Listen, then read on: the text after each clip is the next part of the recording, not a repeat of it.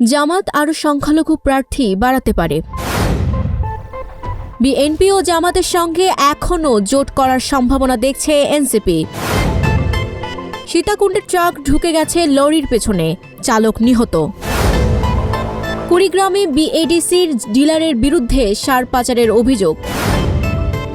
দক্ষিণ আফ্রিকার সন্ত্রাসীদের গুলিতে বাংলাদেশি ব্যবসায়ী নিহত। ভারত সমর্থিত সন্ত্রাসী গোষ্ঠীর 9 সদস্যকে হত্যার দাবি পাকিস্তান নিরাপত্তা বাহিনীর। পুশিন করা 2 নাগরিককে ফেরত পাঠানো হয়েছে ভারতে, 4 জনকে দেয়নি বিএসএফ।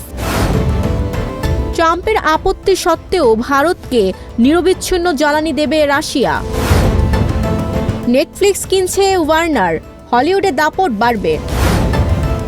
2 দশক পরও নতুন লুকে চমক দিলেন অভিনেত্রী কুসুম শিকদার।